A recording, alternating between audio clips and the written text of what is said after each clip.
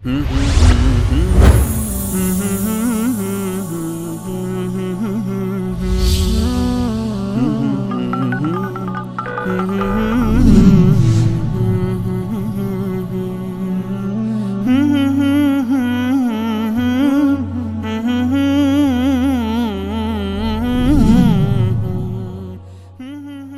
الله الرحمن الرحیم. امیرحسین هستم، شیعه هدایت یافته از بلژیک. در روزگاری که شیعه مشرک بودم چند نفر از دوستانم آذری زبان بودند و این دوستان که شیعه های متعصبی هم بودند در روز اول محرم به من خبر دادند و دعوت کردند که به چند هیئت سینه زنی که در جنوب شهر برقرار شده حضور پیدا کنم. وقتی همراه این دوستان به هیئتی که مربوط به شیعیان زنجانی مقیم تهران و ساکنین مقیم تهران از اردبیل و مشکین شهر و نمین و در آنجا حضور داشتند، دیدم یک تشت رختشویی مسی رنگ رو رفته و زنگ زده را با سلام و صلوات وارد هیئت کردند و آن را میبوسیدند و صلوات میفرستادند. پرسیدم این تشت رختشویی چه تقدسی دارد؟ گفتند این مثل تشتی هست که سر امام حسین رضی الله عنه در آن بوده و به دربار یزید بردند.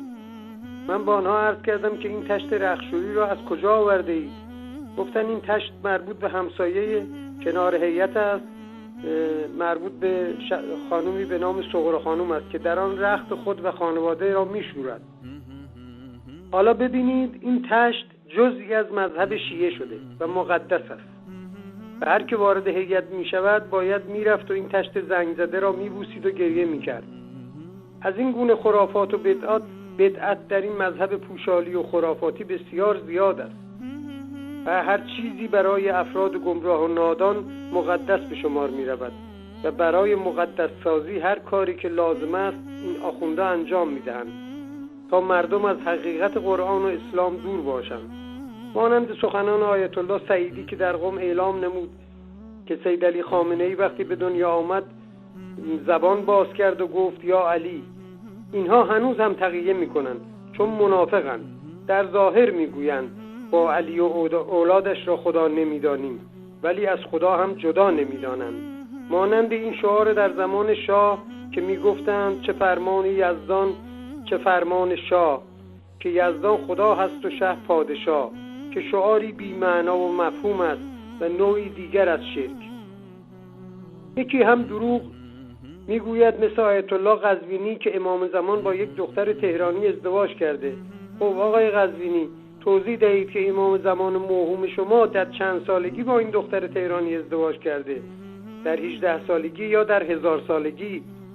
مردم ایمان چیزی از دین و مذهب خود نمیدانند مردم ایران، جز این که آخوندها بر سر منابر با آنها تلقین کردند و در نزد اکثریت مردم قرآن در نزد اکثریت مردم ایران یا در قبرستان‌ها بر مرده تلاوت می‌کنند یا در پارچه مخملی گذاشتند روی تاقچه و یا موقع اسباب کشی با آینه و شمدان به خانه جدید میبرند یا برای شو و عکس انداختن عروس و داماد در سر سفره عقد به دست آنها میدهند.